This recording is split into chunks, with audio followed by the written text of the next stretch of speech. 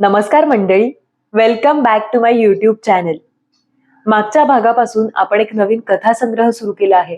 रत्नाकर मतकरींचा फाशी बखळ. यातली आपली आजची दुसरी कथा.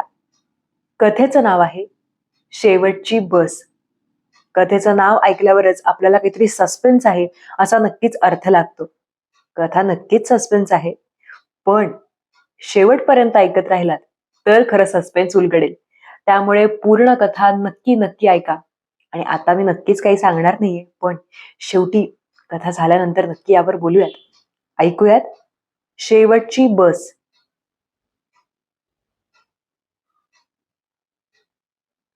अगदी शांत रात्रीची वेळ असते. हवेत गारठा असतो. कुठेही कसलीही हालचाल नसते.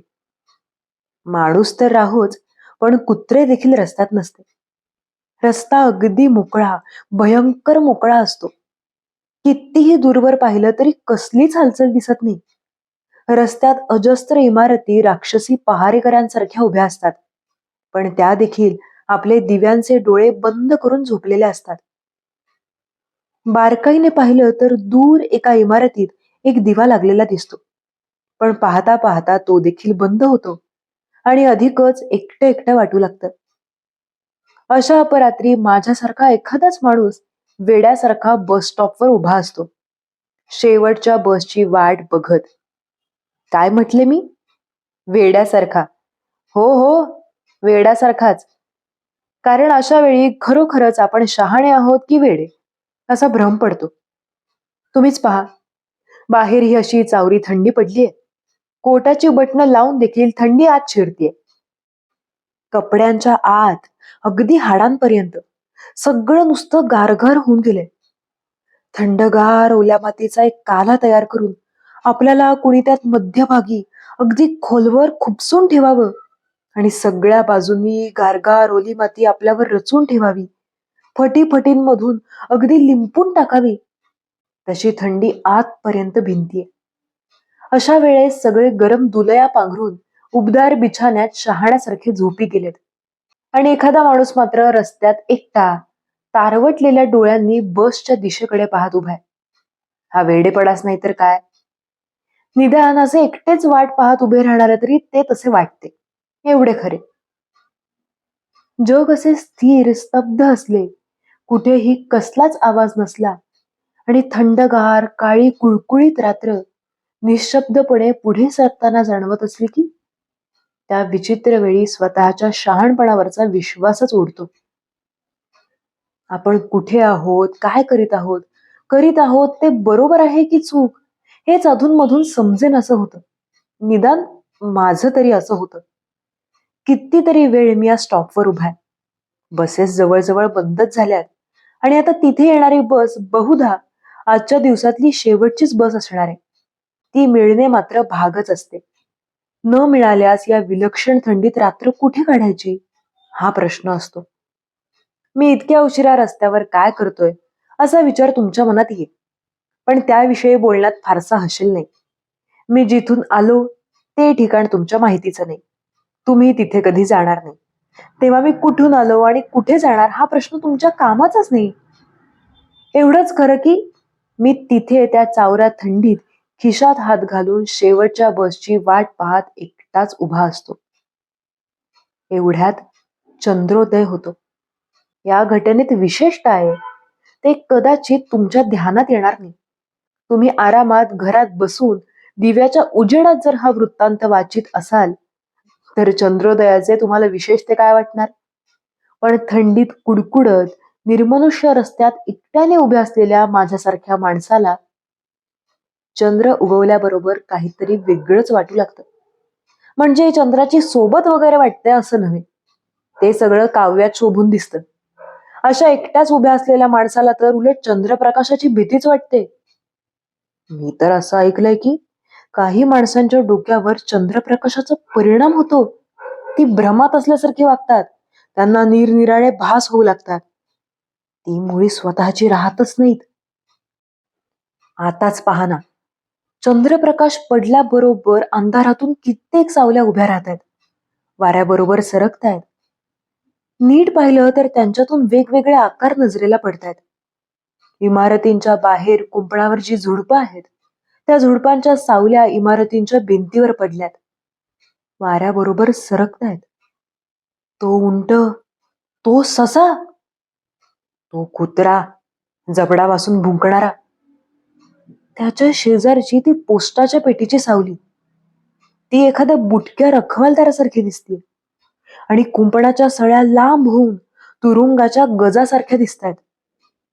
तुरुंगाचा देखावा अगदी पूर्ण. तुरुंग किंवा वेड्यांचं इस्पितळ. हो, वेड्यांच्या इस्पितळाला रखवालदार हवाच. इतर कुठल्याही इस्पितळातले रोगी पळून जाण्याचा प्रश्नच नसतो, नाही? पण वेड्यांचं इस्पितळ म्हणजे तिथे कुणाला राहावंसं वाटणार आहे. तुमचं काय मत आहे हो? वेडा असा डांबून ठेवलेला चांगला की त्याला बाहेर फिरू दिलेला चांगला? मला वाटतं बाहेर फिरू दिलेला चांगला. म्हणजे तो डांबणुकीमुळे गांजून निदान अधिक वेडा तरी होणार नाही. अर्थात माझा हा विचार वेड्यांच्या दृष्टीतून झाला, पण तो तुम्हाला पटेलचं वाटत नाही. कारण सगळेच काही वेड्याच्या दृष्टिकोनातून विचार करणार नाहीत.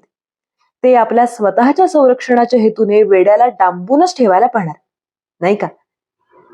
जाऊ दे, हा सगळा विचारच वेडेपणाचा आहे. पण एकट्यानं निर्जन रस्त्यावर बसची वाट पाहत उभं राहिलं की कसले कसले विचार सुचतील हे सांगणंच कठीण. नशिबाने एवढ्यातच एक डबल डेकर बस येते. कशी तरी रेंगाळत मुळू मुळू चालत ती येते. ड्रायव्हरला घाई म्हणून नसावी. खरे तर शेवटची बस तुफान वेगात असायची. टिन टिन बेल वाजवून पुढे जायची. पण ही नुसती रांगत रांगत येते की आज मलाच सगळं उलट भासतंय कोणास ठाऊक. खरं तर ती बस धड थांबत देखील नाही. पण आज तिचा वेगच इतका मंद आहे की चटकन उडी मारून आत चढणं मला फारसं कठीण जात नाही. बस चांगली भरलेली असते. दारातच कंडक्टर उभा असतो. माझ्याकडे तो न्याहाळून पाहतो. त्याचे ते पाहणे मला मोठे विचित्र वाटते. तो बोलत मात्र काहीच नाही. माझ्यात एवढं वेगळं काय त्याला वाटतं कुणास ठाऊक. बहुधा स्टॉपवर पॅसेंजर्स नसतील अशीच त्याची कल्पना असावी. त्यातून मी आगाऊपणा करून उडी मारून बसमध्ये चढलो हे अर्थातच त्याला पसंत नसावं. नसे ना का, आपलं काय जातं. मी खांदे उडवून बसच्या अंतर्भागात जाऊ लागलो. बऱ्याच पुढे एक मोकळी जागा असते. मी तिकडे जाऊ लागतो. बस थोडीफार हलत असते. माझ्या झोकांड्या जातात. सीट्सच्या कडांवर हात ठेवीत जात असताना एक गोष्ट माझ्या लक्षात येते. बस मधले सगळे उतारू माझ्याकडे वळून पाहत असतात. त्यांनी असं वळून का पाहावं तेच मला कळत नाही. एखाद्या अगदी परक्या विचित्र माणसाकडे पाहावं तशी त्यांची ती नजर असते. टक लावून रोखून ते पाहत राहतात. त्यांच्या नजरेची मला थोडी भीतीच वाटते. वाटतं की हे सगळे आपल्याला पकडणार आहेत, कुठेतरी नेऊन डांबून ठेवणार आहेत. वाटतं या बसमधून उडी टाकून भन्नाट पळत सुटावं. पण मी तसं काही करत नाही. कंडक्टर माझ्या जवळ येऊन उभा राहतो.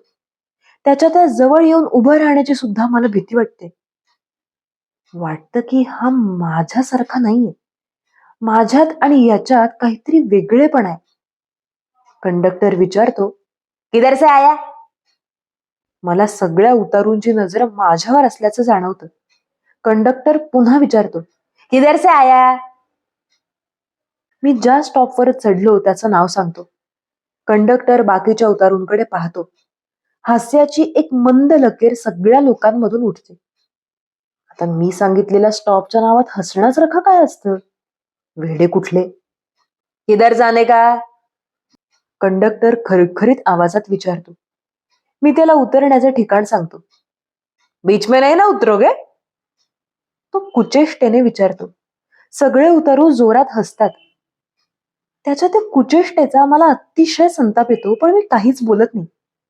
कारण बाकीचे सगळे लोक उघडच त्याच्या बाजूचे दिसत असतात.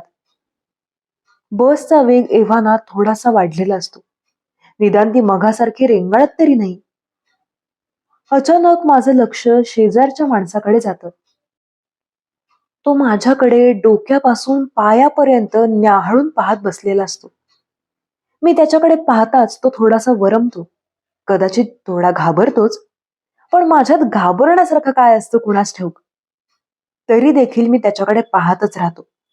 आमच्यात एक विचित्र ताण निर्माण होतो. तो सैल करण्यासाठी बोलावं तसंच काहीसं हसून तो मला म्हणतो, "काय? कसं काय?" माझा स्वभाव काहीसा माणूस घाणा. म्हणजे आपण बरं की आपलं काम बरं अशी माझी वृत्ती. विशेषतः अशा परक्या ठिकाणी उगाच कोणाशी तरी ओळख वाढवून काहीतरी बोलत बसायचं, हे नाही मला आवडत. अर्थात कोणी आपणहून बोलल्यानंतर त्याच्याशी मुद्दाम तुटकपणे वागण्याचाही माझा स्वभाव नाही. म्हणून मी देखील किंचित हसतो व ठीक म्हणून गप्प बसतो. थोड्या वेळाने तोच आपणहून म्हणतो, आज थंडी चिक्कारे नाही? हो ना, मी म्हणतो, खूपच आहे. आणि हात बगलांमध्ये दाबून त्यांच्यात ऊब आणायचा प्रयत्न करू लागतो. माझं हे उत्तर त्याला तुटकपणाचं वाटतं की काय कोणास ठाऊक, पण तो एकदम गप्प बसतो एवढं खरं.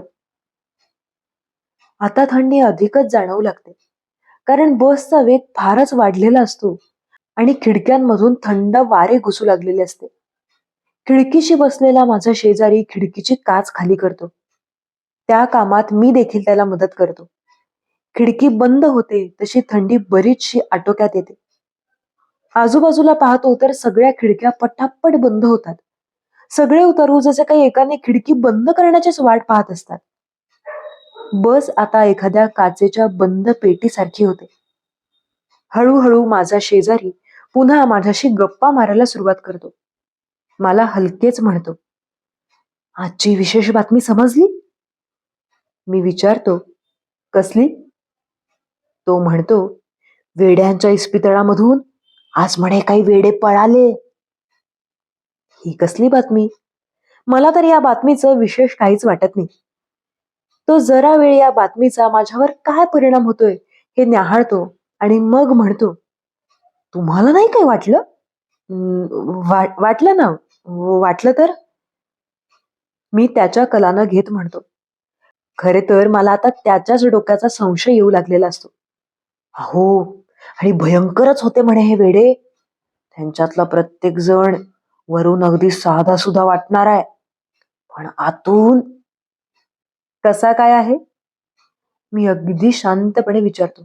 अहो, खुनी, तामसी, वाटेत येईल त्याला आडवा करील असा पिसाळलेला वेडा. आणखीही तो खूप बोलत राहतो. वेडे कसे हुशारीने निसटले, निसटल्यावर त्यांनी कसा पहिल्याने रखवालदाराचाच गळा दाबून प्राण घेतला, नंतर त्याच्या जवळचा चाकू घेऊन ते कसे बाहेर पडले. त्यांच्यातले एक जण तर कसा फारच हुशार आहे. चाकूने तो गळा कसा या कानापासून त्या कानापर्यंत सफाईने कापू शकतो, वगैरे वगैरे सगळं तो सांगतो. मी आपला नुसता हम्म हम्म एवढंच करीत राहतो. मला त्यात काही विशेष वाटत नाही. असल्या बातम्या आपण दररोज पेपरात कितीतरी वाचतो. म्हणे वेडे हुशारीने पळाले. त्यात एवढं रंगवून सांगण्यासारखं काय आहे?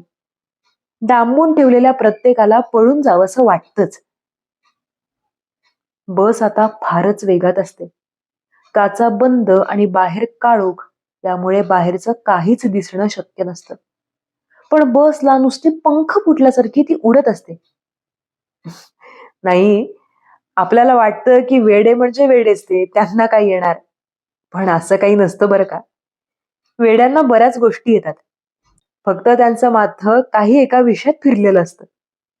हो, म्हणजे ते सुद्धा शहाणे असतात म्हणून. नाहीतर वेड्यांना स्वतःला ते बरोबरच वाटतं. म्हणजे माझ्या शेजारच्या माणसाचे डोळे लकाकतात. का कोण जाणे, पण त्याला थोडं हसू फुटतं. मी वैतागतो. माझ्या शेजारी बसून वेड्या माणसांवर चर्चा करणाऱ्या त्या माणसाचा मला उगाचच संताप येतो. कधी एकदा माझा स्टॉप येईल असं मला होऊन जातं. ही बस आलीये तरी कुठवर? मी बाहेर पाहण्याचा प्रयत्न करतो. काळोखात काही पत्ता लागत नाही. अगदी सराईतासारखा गळा कापला म्हणे. एक सोडून दोन माणसांचा. चाकून. म्हणजे काय चेष्टा आहे? आता मात्र माझी सहनशक्ती संपते. मी आजूबाजूला पाहतो. कुठेच जागा शिल्लक नसते. तरीही मी उठतो. वरच्या डेककडे जाऊ लागतो. पुन्हा सगळ्यांच्या नजरा माझ्यावर रोखतात. त्याच हसू दाबणाऱ्या कुचेष्टेच्या नजरा. किधर जाता है? स्टॉप अभी तक आया नहीं, बैठो जगह पर. कंडक्टर गुरकावतो. अपर डेक जाता है. मी विनवणीच्या सुरात सांगतो. अच्छा, जाओ जाओ. तो हात हलवीत म्हणतो, अपर डेक जाओ. आणि मी पायऱ्या चढत असताना हसत हसत इतरांना म्हणतो, ऊपर बैठने दो, बाहर कूद पड के भागने वाला तो नाहीये. त्याच्या त्या शब्दांचा अर्थच मला कळत नाही, पण त्या शब्दापाठोपाठ सगळ्यांचा हशा मात्र माझ्या कानावर येतो. मी ओठ चावतो. आश्चर्य म्हणजे वरचा डेक एकदम रिकामा असतो. फक्त 2च उतारू 2 खिडक्यांमध्ये बसलेले असतात. मला एकदम शांत वाटतं. इथे तरी तो हशा नाही, त्या रोखलेल्या नजरा नाहीत, तो वटवट करणारा शेजारी नाही, आणि तो उर्मट कंडक्टरही नाही. मी एका खिडकीत बसतो. बाहेर पाहतो. आकाशातला पूर्ण चंद्र अचानकपणे माझ्या नजरेला पडतो. मी समोर पाहतो. दोघेही उतारू आरामात खिडक्यांमध्ये बसलेले असतात. आता बसचा वेग इतका वाढलेला असतो की ती अपघात केल्याशिवाय राहणार नाही असं वाटतं. समोरचा उतारू बहुधा झोपी गेला असावा. त्याची मान डुगुडुगू हलतीये. मी अस्वस्थपणे बाहेर पाहतो. चंद्र बस बरोबर धावतोय विलक्षण वेगाने. मी समोर पाहत बसून राहतो, डुगुडुगू हलणाऱ्या डोक्याच्या त्या माणसाकडे, म्हणजे त्याच्या पाठमोऱ्या आकृतीकडे. एका परीने या शांततेची देखील मला भीती वाटू लागते. आणि एकाएकी एक विलक्षण प्रकार घडतो. समोरच्या माणसाचे डुगुडुगू हलणारे मुंडके एकदम गळून पडते. मी किंचाळतो. धावतच दुसऱ्या माणसाकडे जातो. त्याचा खांदा धरून हलवीत त्याला म्हणतो, ते पहा, ते पहा. आणि माझ्या धक्क्याने त्याचेही मुंडके गळून पडते. मी विलक्षण भयाने किंचाळ सुटतो. 2 मुडदे, गळे कापून पुन्हा मुंडकी धडावर ठेवलेले 2 मुडदे, लाल लाल रक्त, ओली प्रेते. माझी किंचाळी थांबतच नाही. धाड धाड जिना उतरून मी खाली येतो. कंडक्टर आत उभा असतो त्याच्यापर्यंत. किंचाळत जातो. त्याला विचारतो, याचा अर्थ काय? ते ते, ते, ते दोघे कोण? ते ते या बसचे मूळचे ड्रायव्हर कंडक्टर. कंडक्टर कुचेष्टेने हसत म्हणतो. त्याचे डोळे चकाकतात. पण पण त्यांचा खून झालाय. काहीतरी चाललंय. हा हा भयंकर वेडेपणा आहे. आम्ही वेडे आहोत, आम्ही सगळे. चामडी बॅगेतून रामपुरी चाकू बाहेर काढीत तो सराईतपणे उघडीत कंडक्टर म्हणतो, ते दोघे शहाणे होते. आणि तू तू तिसरा. रामपुरीचे पाते पुढे होते. सगळे खदखदा हसत माझ्या भोवती जमतात. आणि बस भन्नाट वेगाने कुठे कोण जाणे चाललेली असते.